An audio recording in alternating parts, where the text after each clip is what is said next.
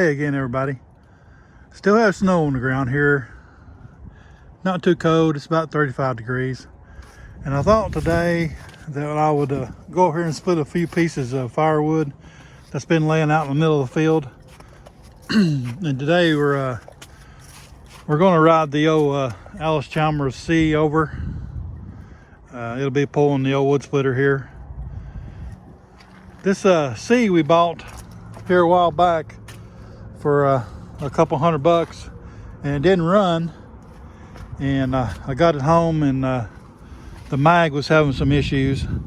We fixed the mag, and it had some paint that was flaking off really bad, and took the hood and the gas tank off and some other pieces and parts off and repainted those. So it turned out okay. And yeah, that's not an original Alice Chalmers sticker. And like I say, there'll be a lot of people go to Chicago and never notice that. But I didn't want to spend $60 on the original decal, so I made these, you know, trying to save a buck or two. Anyway, the little Alice runs good. It's magneto powered. It's electric start. It's a 46 model unit, and one time it had a belly mower on it, because right here it's got the V pulley instead of the belt pulley, the big wide belt pulley. So it's had a belly mower on it at one time. It runs good. Bottom end makes a little bit of noise. Still has a generator on it. Still has all the original pieces and parts, and I think it's got an original tire on it, and it's flat. But I'm not going to change it. We don't use this very much, and I just like having the original stuff left on it. Okay, let's start her up. Got to turn the fuel on.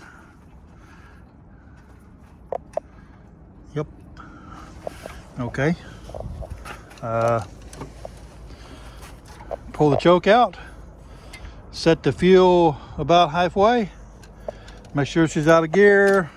Emergency brakes are set. Yes. And it's got the old push button starter on it. It's got a cable or a rod that goes down to a button, and you push that rod, that button engages here and makes the starter go. Magic. Okay. Let the choke off.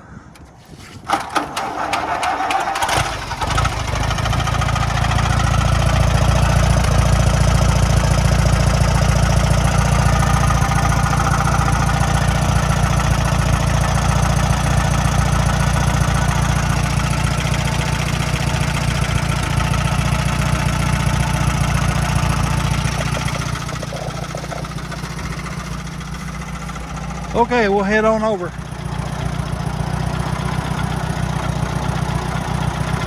Ain't nothing like making tracks in the snow with an old tractor. It's therapeutic.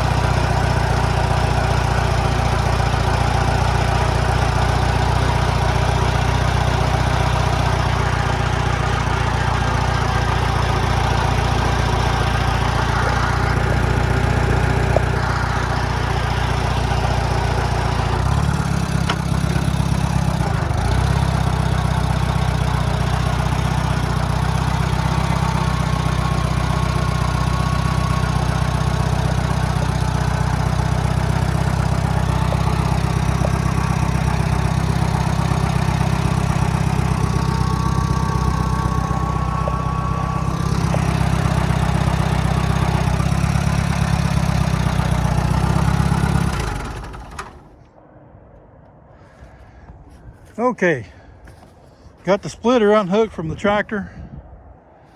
Here by a few pieces of wood. I like to get these cleaned up and out of the way so I can move that log. Ain't no use moving it twice. Got the splitter here. This is a Northern Tool splitter we bought probably back in 1994. It's had about 5 different motors on it. We've split that much wood with it. And I believe at one time it wore the wedge out on the end, and we welded it back a few times, and it had been cut right here. This I-beam had been cut right here and then replaced. So this old machine's done a lot of work. And the motor that's on it, the engine that's on it currently here is a Harbor Freight 6.5 horse or whatever they call that. And let me tell you what, this muffler right here will catch you by surprise. I laid my hand on that one day by mistake. Stupid me. You live and learn. And it burnt me pretty good. So I've got her marked for stupid people. But that does get hot. If you ever buy one of these, keep that in mind. If you got any little kids around or anything, they'll get burned on that pretty quick. And it got me. It made a believer out of me. Let's crank this old thing off. First, we want to make sure the switch is on. And I have checked the oil. And I put fuel in it. You want to make sure the gas is on. Gas is on. And give her a little bit of choke, and I think the gas is okay here.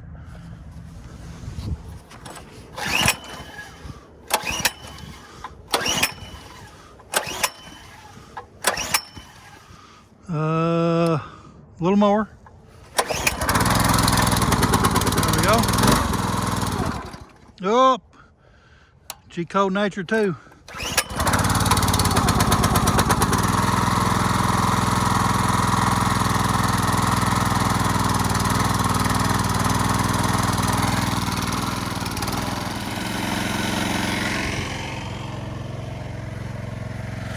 I brought my level with me because I wanted to check the mill and make sure it's still level. I thought about it the other day and thought I might better check it and make sure the carriage is still level. And these old mills, you can do a lot of fine tuning with a square and a level, a string. You can make them saw pretty good. Just have to take your time. And a lot of times I'll check the arbor shaft down here with a 1 foot level, make sure it's still level. And then a square, I'll put a square against the blade and the arbor shaft to make sure it's fairly decent shape. But on the carriage here, I like to check these crossbars. Put down here. Yep, we're level there. And I can usually tell if the blade starts getting hot on these old mills, you know you got a problem. And when this mill here gets hot, the blade gets hot, it'll start cutting out of the log or into the log. And it will also wear the guide pins out. And you know, on this mill, guide pins are right here on both sides. You see it right here. That's a piece of dogwood, 3/4 inch or 5/8 inch dogwood, hand carved dowel pin. And I've had these same dowel pins in here for 3 years, and I think I haven't adjusted these in probably a year or 2 years, maybe even. The saw's pretty good, but yeah. She's in good shape. We'll keep on sawing. It don't need any kind of adjustment or anything, but we won't be sawing today. We'll give her a rest. Well, let's go up here and split this wood. I think the splitter's warmed up enough.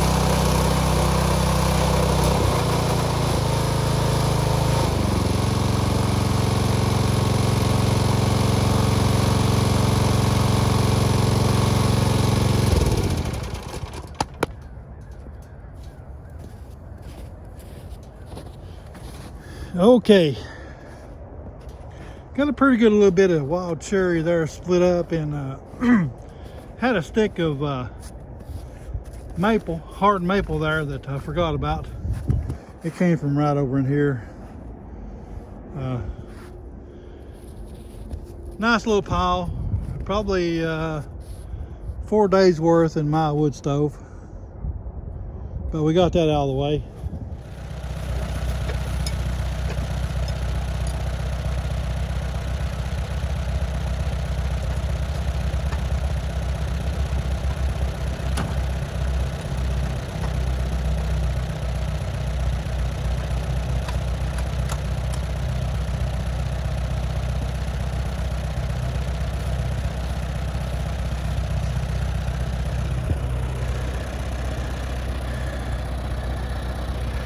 Yeah, got her hooked back up and ready to head back to the house.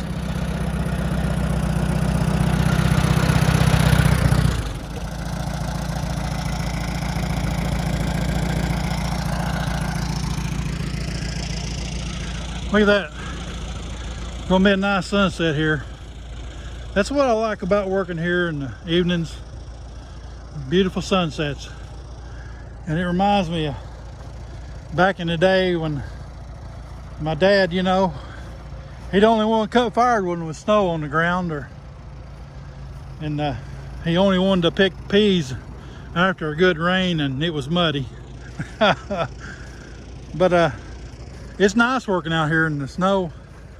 Everything's crisp and clear. Makes for some nice work. All right, everybody. We'll holler at you later. Y'all be safe out there.